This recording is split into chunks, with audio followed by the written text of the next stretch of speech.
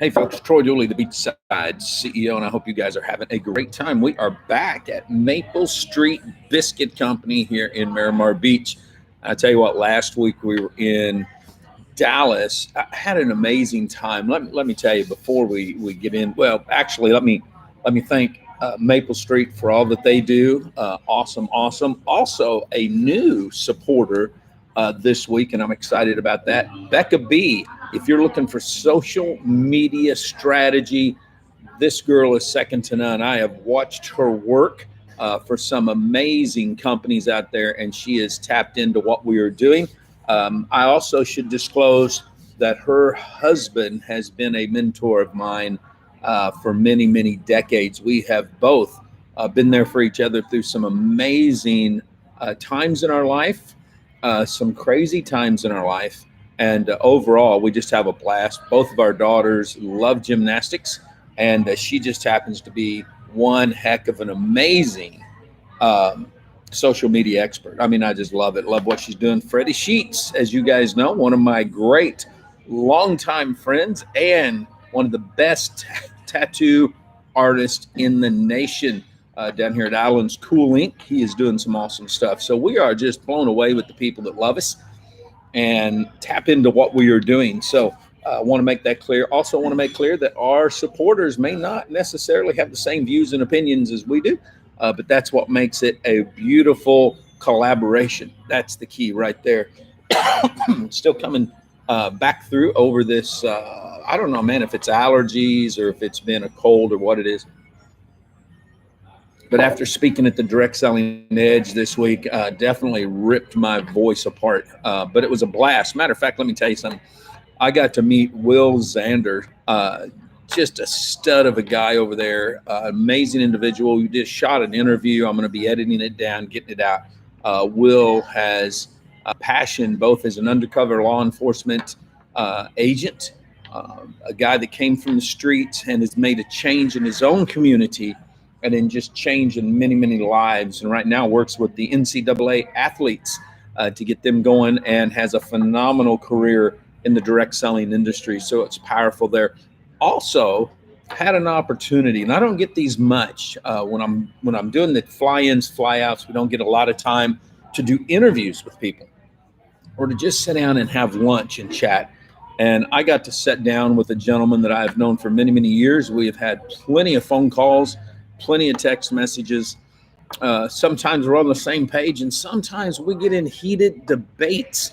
But Robert Oblon, the founder of is it Elevosity and Elapreneurs, man, I spent just some quality time there in Dallas, his hometown. He had just flown back in from Hong Kong, I think it was, maybe Singapore. He was over there in Asia somewhere doing his thing.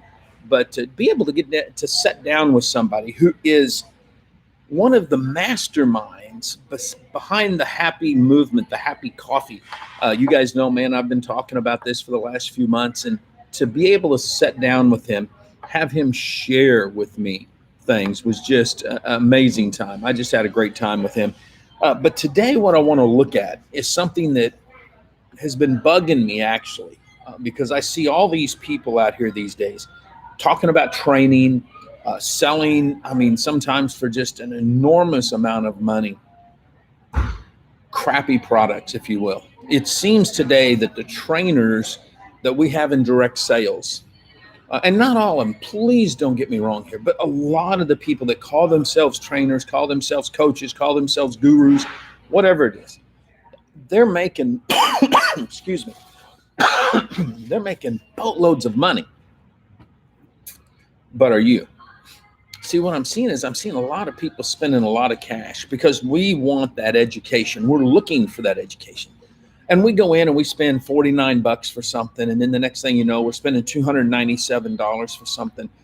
And then we're spending $15,000 for something. And I just started looking through there and wondering, is this worth it? Now, a good friend of mine and somebody that's been a mentor of mine for many, many years, Russell Brunson, just released a book, The Secrets of Network Marketing. Now, here's a gentleman who is one of the best internet marketers I know. I can't wait to get his book. But I can tell you behind the scenes, he's been in network marketing for many, many years. He's had a lot of success at it. he's going to be sharing some insights on it.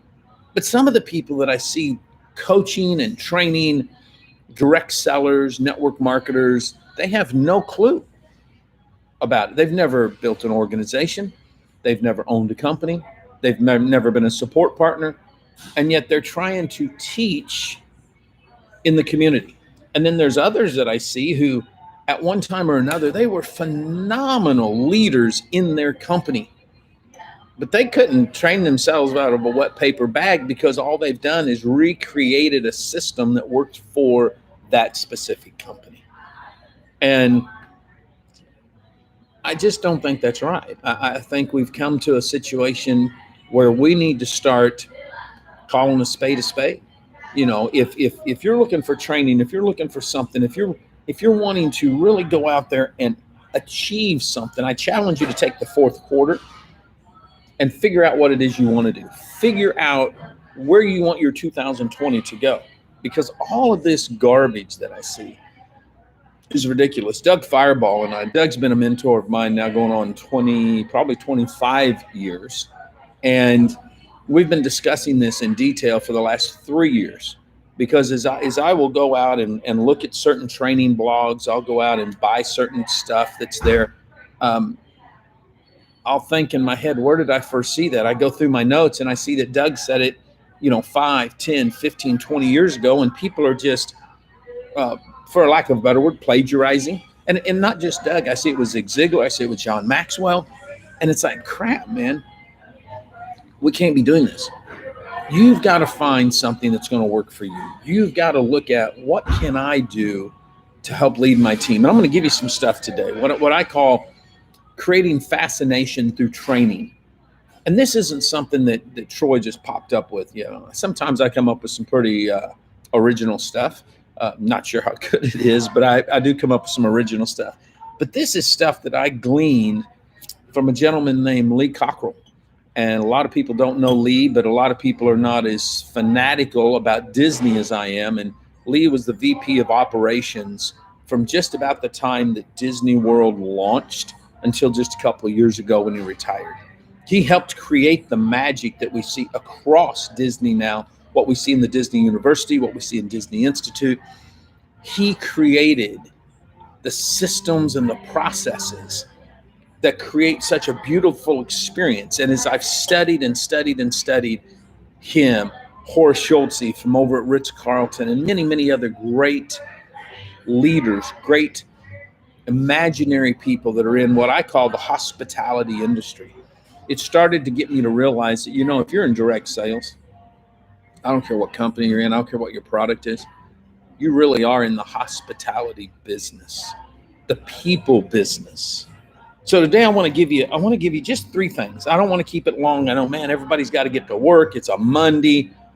Myself, I've still got a rental car I got to turn in. I got a massage appointment. I think I've got to get a girl to gymnastics. So, we're all busy.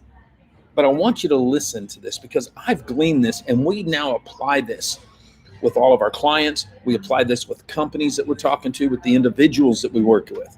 So I want you to write this down. Number 1, give your people a purpose, not a job title or an opportunity, but purpose. Now think about this for a minute. What is your purpose? Forget the company for a minute. What is your individual purpose? Why are you building an organization? Why are you in sales? Why are you in marketing? Why do you have a brick and mortar on Main Street? When I sat here in the atmosphere and the culture of Maple Street, their number 1 purpose is to give back to the community. I wish a lot of politicians were like that right now. We worry about all this other stuff instead of digging in and saying, what can we do to help our community? So number 1, give your people a purpose.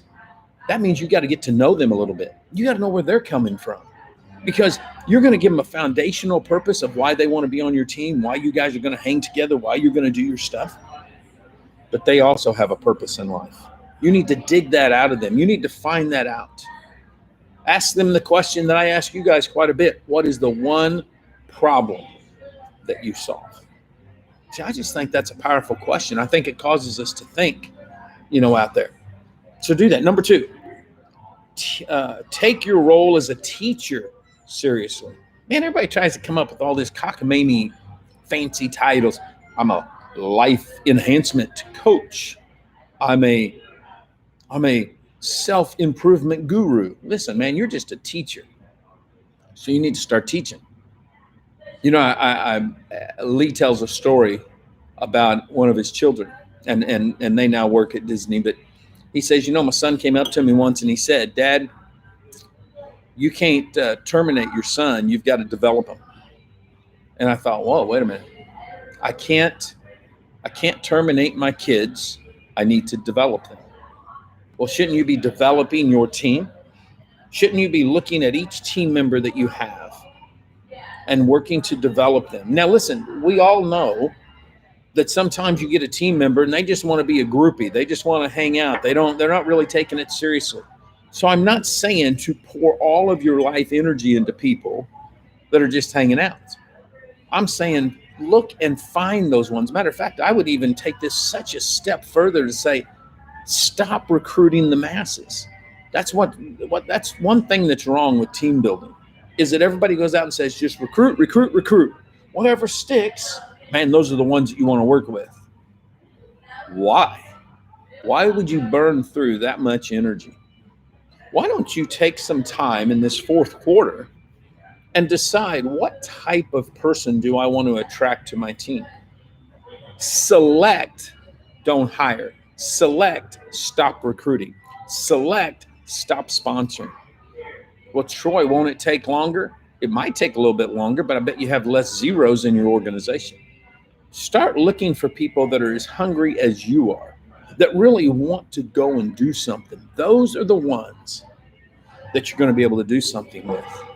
Now, you can go out there and do all kinds of cool marketing. You can get all kinds of customers. You can be pushing the products and the services that you have. But if you want to build an organization like those of just heroes of the past, the Brig Harts, the Orrin Woodwards, the Bill Britts, if you want to go out and build something huge like that, I challenge you today to be selective, and to teach is what you want to do. Number 3, you got to become a coach. I learned this from Art Williams. Okay. Art was nothing more than a coach. Today he's a multi-billionaire. He took A.O. Williams, created the Primerica movement, and today they're the largest life insurance organization in the world.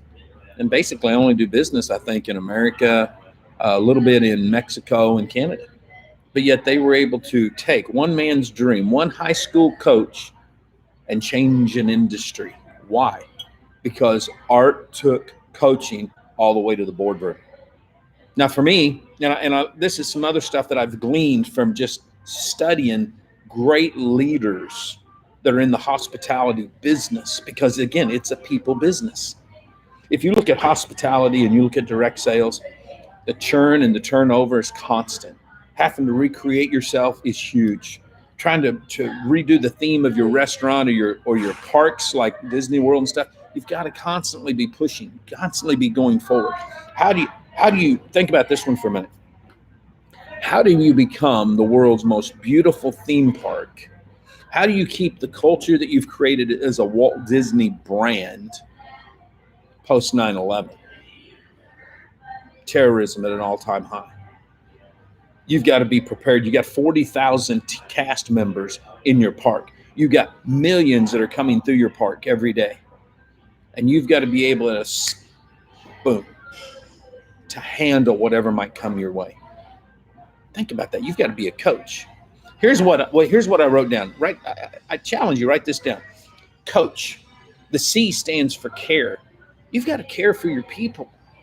You can't just be a dictator. You can't be out there trying to tell them what to do. That ain't going to work. They're volunteers for the most part. I had somebody the other day, and it was a political, and he said, Troy, you wouldn't even hire Donald Trump to be on your team. He's actually correct on that.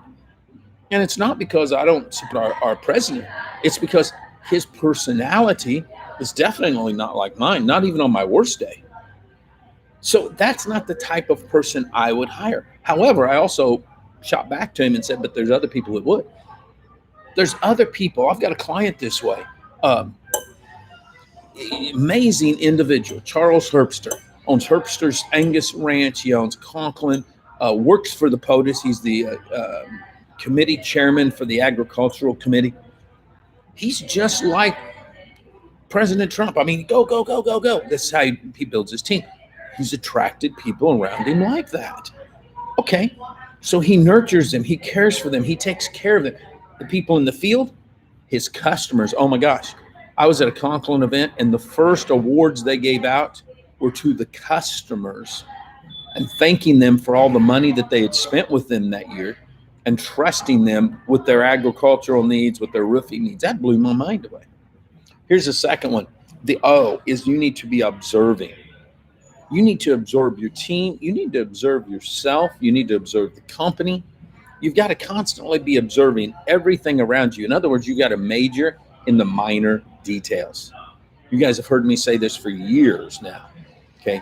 You never see a company or a person crash from a character standpoint, an ethical standpoint, a moral standpoint, when they've majored in the minor details. That's how you keep your company growing. That's how you keep growing. That's a must. So you've got to constantly be observing. The A stands for act. You can't just sit back and expect others to do it all. You've got to act. You have to lead them by example. If you're not doing that, then what are you doing? If you're not out there actively building your business, if you're not actively coaching and mentoring and promoting and advocating, then why do you expect anybody else to do it? So you've got to do that. The C, communicate. You've got to constantly be communicating with your people, constantly communicating the message, the purpose, everything that you're about. You've got to communicate some of the hard stuff sometimes. When you've been observing, when you've been sitting here and educating and acting, then sometimes you've got to say, whoa, slow down, listen to me a minute. You're doing this wrong. You need to do this different. Sometimes that communication means you need to help somebody move on down the road. You need to help them find a place where they're going to be able to succeed. That's the key right there. And the H stands for help. You've got to help your people. That's the name of the game. You don't see a coach just say, hey, go out there and do it. And then he goes, gets him a bourbon and a stogie and sits down on the side of the sidelines. You don't see that. Coaches help. They mentor. They motivate. They build up. That's what you guys have to do. If you're not doing that, it's not going to work. And that's what I'm not seeing in a lot of these quote unquote training gurus that are out there these days. They like to sell their wares, but they're not getting in the trenches. I had somebody once, and I think it was at Plexus, when they called me in, they wanted me to be a keynote speaker at a leadership event. They said, Troy, what time will you get here? How soon will you get there prior to the event starting? I said, excuse me? I said, guys, if you're hiring me and this is what it's going to cost, I'm flying in when your event starts. I'm going to immerse myself in your culture, and I'm not leaving until everybody else leaves, because I want to know and understand the people that I'm going to be coaching. How can I get on stage and coach somebody if I don't know their culture? I'll tell you somebody that's done that with me, Les Brown. Les Brown and I have shared the stage together. I've opened for him. He's opened for me. It's beautiful. And it never fails when I'm with Les in the green room. He's saying, Troy, tell me what's going on. How you doing? What'd you speak on? And then he'll get up and he'll be talking and he will say, Troy mentioned something earlier, because this is what we've just been talking about. He immerses himself, and I've seen him do it with great leaders in the companies. This is what you have to do if you want to build it right. Okay. You can't just be out there being some massive recruiter. You can't be in one of those things. You can't be spinning the money deal. I don't care if you're building a brick and mortar business. We work with a lot of brick and mortar businesses. Matter of fact, we've got a beautiful company flying in, Plain Joe's Studios out of California. They're working with me in a project here in Destin called the Cafe 180. And the board of that organization will be meeting this week with them as they design and create what the actual cafe is going to look like. And they immerse themselves. They're not even in, they work with Disney. They do a lot of great stuff, but they immerse themselves in the culture of the client so that they can better serve them. That's what you have to do. So if you want to fascinate through training, if you literally want to be somebody to look forward to, then you've got to make a shift yourself. If you're a trainer right now and I'm stepping on your toes, well, you know what? Put on steel-toed shoes, because you cannot just tell people that you're a coach or a teacher or a trainer.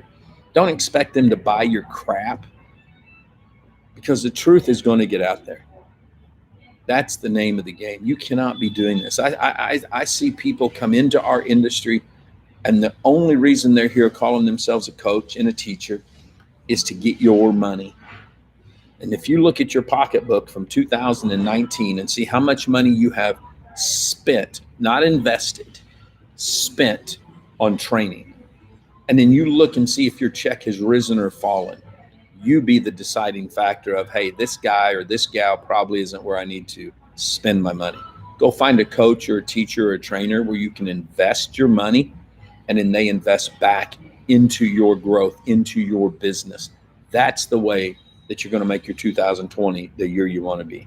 Hey guys, stay humble, stay strong, and you've been listening to a voice in Main Street America.